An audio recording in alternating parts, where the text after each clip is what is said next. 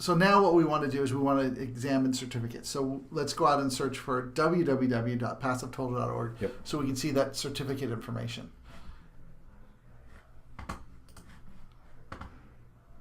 Okay, great.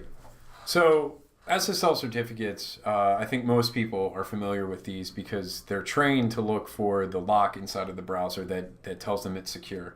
In order for that secure to be there, an SSL certificate needs to be in place. And it's essentially a cryptographic set of keys that establish trust. And there's a protocol that negotiates this, the presence of the keys with the client and the server, and then provides an encrypted session. So one of the interesting traits about server certificates is that there's details in which that describe them. So you can get a certificate from, you can issue one yourself, or you can purchase one or issue one from a certified issuer, if you will. And so if we expand the certificate tab, the first entry here, we can see a bit of what's typically found within a SSL certificate. We have times for when it was issued, when it expires, a unique serial number that's provided, the version for the protocol that it's going to interact with. And from an analyst perspective, where we probably want to pay attention is the common name. Common name essentially describes the website that the certificate was issued for. In this particular case, this SSL certificate was issued by Thought, the organization, and that's a provider that we can purchase certs from. And it's only valid for www.passivetotal.org. The rest of the information is sometimes there and typically not too useful.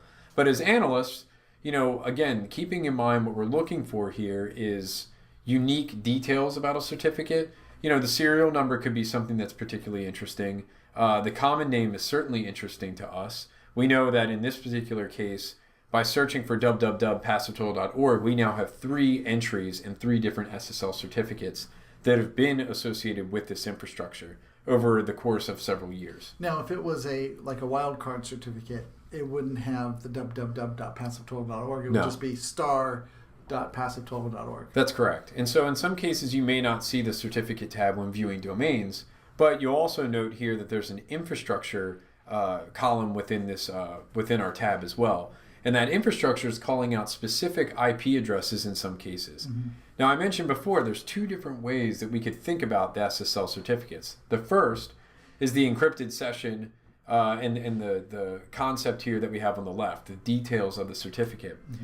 Now, what's particularly interesting is, in order for an SSL certificate to be displayed to the user, it needs to be hosted somewhere. Right. It's not going to be hosted on a domain, it's going to be hosted on an IP address. And so if you remember and recall, RiskIQ is doing routine internet scans of the IPv4 space and probing a number of different ports, over 100 different ports, and pulling back that information. Some of the information that we're pulling back in this case is SSL certificates. And so what we're able to identify, is not only the certificate itself, the contents that we see here on the left, but we can also see all of the other IP addresses in which we've observed this unique certificate being hosted on. And this becomes really interesting because as an analyst, the certificate might have useful information that I can pivot off of. But the infrastructure might reveal other pieces of hidden parts of the attacker's infrastructure that wasn't visible to me. Or it could be other certificates hosted on those IPs. Yeah, correct. So to me, what's really interesting from the SSL certificate standpoint is the fact that there's a lot of different ways you could go about approaching it. Is the certificate signed by an actual issuer, or is it self-signed? Does the issue and expiration line up? Is it expired cert that's still live? Is there a serial number that has overlap to other certificates? Is the common name a wildcard, or is it for a specific subset of domains? Is the infrastructure, hundreds of IP addresses that share that same certificate? That's probably not as interesting. Whereas in this particular case, we're only looking at a handful of IP addresses. And so there's a lot to consider here when looking at SSL certificates, but it's definitely a really unique data set that we have, and it's very interesting. And you can even look at the issuer of the certificate, because sometimes they're associated with bad people buying those certificates. Yeah, and it's seldom that we come across that, but there's been an increasing there's increasing number of ways to get certificates today, where we're seeing an influx of providers similar to like Let's Encrypt, which allows you to register for SSL certificates for free. And every 6 months, those will expire, and you reissue a new one by validating yourself.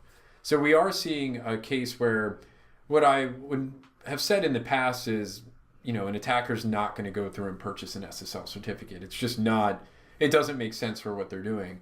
With services like Let's Encrypt, attackers are now able to procure SSL certificates for free, and it adds to the legitimacy of their phishing attack. What I find particularly interesting about the notion of a service like Let's Encrypt is it does make it more challenging for the analyst to identify maybe what's going on or prove that a website's definitely malicious. Like I said, the presence of that lock, we've all been trained to recognize this is a safe website. Right. But what I like about the Let's Encrypt concept is that every 6 months it forces you to go and re-authenticate that certificate. And so what that can tell you from a signals perspective is if you continually see the same certificate getting renewed month over month, then it can tell you that that infrastructure is still being leveraged in some form. So with Google Chrome coming out with very soon to say you have to have a certificate on the website or we're going to say, hey, it's bad. Very soon we're going to see that happen more often, that these websites are going to have certificates. And if the certificate only lasts 6 months and it's gone and it's burnt, then hey, that's also potentially something bad as well. Yeah. The change that you mentioned within Chrome will not flag the websites as bad, but it's just going to indicate that they're not secure. Yeah. Which at this point in time may as well be considered bad. So I think you're going to see certainly a rise of SSL certificates, and that's great for us because there's a lot of signals in them. Yeah, we'll be able to link it all together.